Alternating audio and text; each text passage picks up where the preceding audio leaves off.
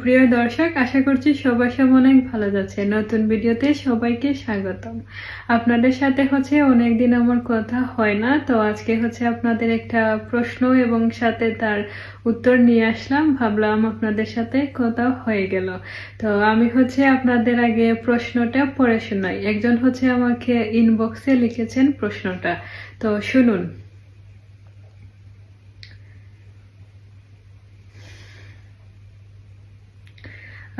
একজন লিখেছেন আপু আসসালামু আলাইকুম, আমি বাংলাদেশ থেকে বলছি।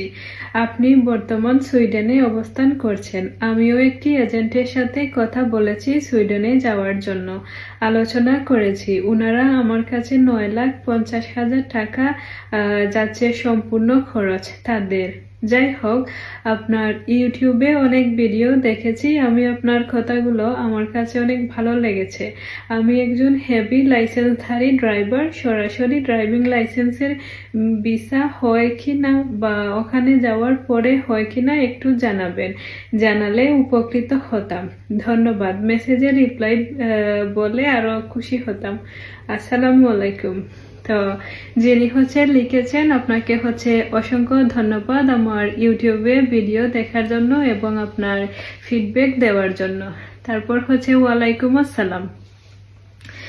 তো আপনার প্রশ্নটা সরাসরি ড্রাইভিং লাইসেন্সের ভিসা হয় কিনা না। তো সুইডেনে সরাসরি এরকম কোনো ভিসা আছে কিনা না, আমার জানা মতে জানা নেই। আমি আপনাকে বলবো যে নেই। তো আমি এইসব ইনফরমেশন আপনাকে দিচ্ছি অনলাইন থেকে, হয়তো ভুল ত্রুটি হতে পারে। আমি চেষ্টা করেছি যে যেখান থেকে নিয়েছি সেটার সত্যতা যাচাই করে আপনাকে দেয়ার। যা বলছি তা সত্য, তবে ভুল হলে আপনি মিলিয়ে নেবেন। তো আপনার প্রশ্নের উত্তর সরাসরি ড্রাইভিং লাইসেন্সে কোনো ভিসা নেই। আমার মনে হয় না যে কোনো দেশে এরকম আছে কিনা না। তো হয়তোবা আপনার কাজের উপর নির্ভর করে, আপনার কাজের জন্য হয়তোবা ডিমান্ড থাকতে পারে যে আপনার ড্রাইভিং লাইসেন্সের দরকার। যেমন আপনি যদি ফুড ডেলিভারির কাজ করেন, হয়তো আপনাকে সাইকেল চালানো জানতে হবে বা গাড়ি চালানো জানতে হবে। তো আপনি একটা কথা উল্লেখ করেছেন যে আপনি হেভি লাইসেন্সধারী ড্রাইভার। তো এটার মানে আমি যেটা বুঝতে পেরেছি, আপনি মাল পরিবহনকারী কোনো ধরনের গাড়ি চালান, যেমন লরি। লরি বাংলাদেশে সবাই চেনেন, তো আমাদের সুইডেনে এটাকে বলা হয় লাস্ট বিল।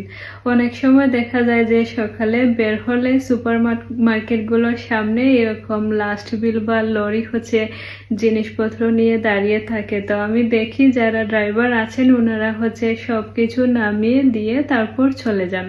আর কাজ যদি এরকম হয় যে আপনি মাল পরিবহনের কোনো কাজ করবেন, তাহলে আমি আপনাকে বলবো, যেহেতু আপনি প্রশ্নটা বাংলায় করেছেন, আপনি বাংলাদেশি। তো আপনি যদি বাংলাদেশি হন বা যে কোনো নন ইউ কান্ট্রি থেকে আসেন, সুইডেনে আসার পর আপনার ড্রাইভিং এর জন্য আপনাকে 1 বছরের সুযোগ দেওয়া হবে।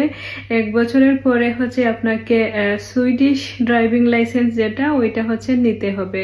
তবে আপনি 1 বছর চালানোর সুযোগ পাবেন আপনার ফরেন ড্রাইভিং লাইসেন্স দিয়ে। আমি আপনাদেরকে সবসময় একটা কথা বলি, সেটা যে ওয়ার্ক পারমিটের জন্য আসলে আপনাকে কোনো টাকা দিতে হবে না। শুধু আপনার স্যালারির বিষয়ে লক্ষ্য রাখবেন যে আপনার স্যালারিটা যেন যেটা নির্ধারণ করা আছে সুইডেনে, সেটা 29,680 সুইডিশ ক্রোনা, মিডিয়াম স্যালারি বলা হয়। ওইটা যেন হয়, যাতে এখানে আসার পর আপনার স্বাভাবিক জীবন যেটা সেটা খুব ভালোভাবে চলে। এর বাহিরে কিন্তু আপনাকে কোনো টাকা দিতে হবে না।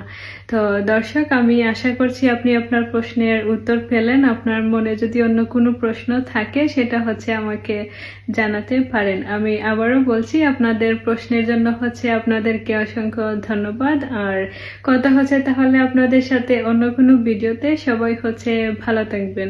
Bye bye.